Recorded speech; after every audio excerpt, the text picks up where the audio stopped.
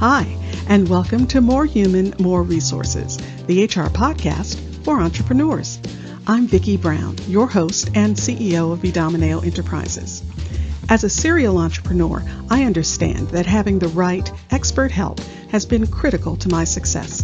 That's why I'm dedicated to telling you, in plain language, what's going on in the world of HR that might impact your business and what you need to do about it, with real actionable tips to help you master that list of must-dos and grow your leadership muscle. First things first, the information contained in this podcast is provided for general purposes only and is not to be considered legal advice. Your decision to adopt or not adopt any practice or procedure mentioned in this podcast is solely yours, and we bear no responsibility for the outcome. We urge you to always consult legal counsel and other appropriate licensed professionals. And with that, let's get into the show.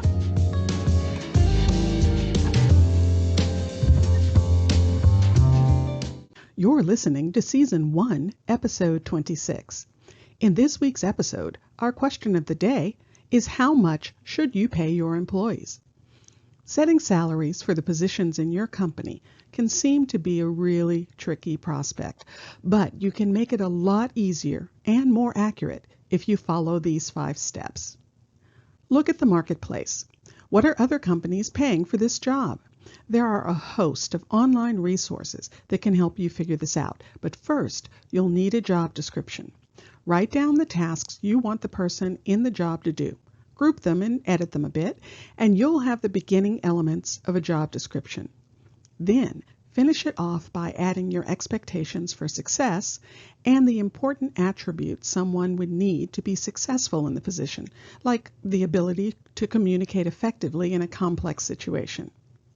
Once you have a job title and description, take a look at things like salary.com or PayScale or Glassdoor and Indeed to find out what jobs are paying and what companies are offering for that position. Some of these sites let you drill down into location, industry, company size, skills, and experience, so they can be a really valuable resource. And checking out job posting sites will help you with what companies are offering in real time. Next, determine the value of this position to your company.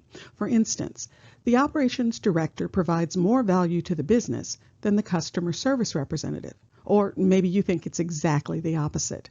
Either way, this will help you see where a job should be positioned inside your organization. What's your budget?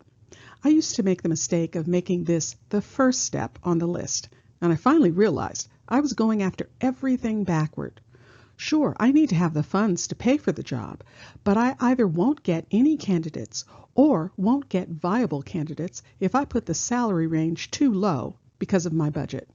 If your budget can't get you in the ballpark of the range your research determined, you'll need to do one of 3 things. 1. Rework the budget so you can put more dollars toward the salary. And remember, the purpose of bringing on a new team member is to help you grow the company. So you should see a return on your investment at least inside of 3 months.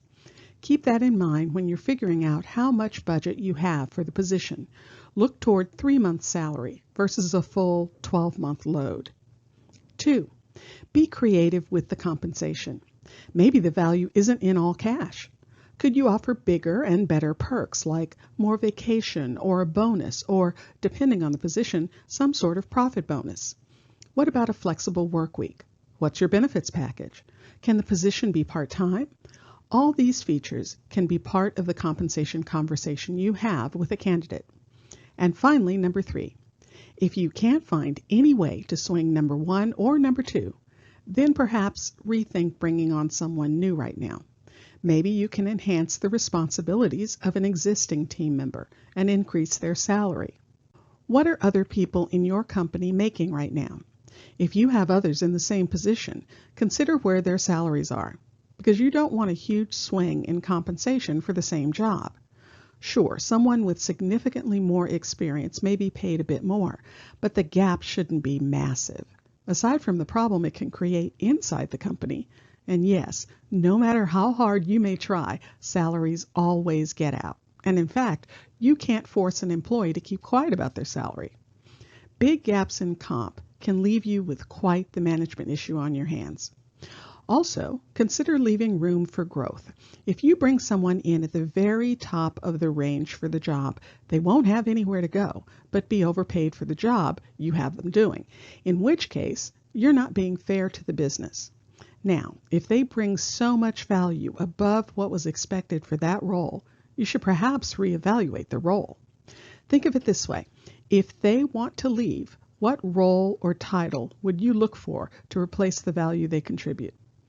You may have hired them as a social media coordinator, but in fact, they're doing the job of a social media director. Now, in addition to the 5 things you should consider when setting the salary of a job, there are a number of things you absolutely should not consider. Gender. I know you're shocked, but I have to tell you, I still come across this even today. Gender should never be a factor in setting salaries. I can't believe I have to say it. Age. Just because someone is younger does not mean they should be cheaper.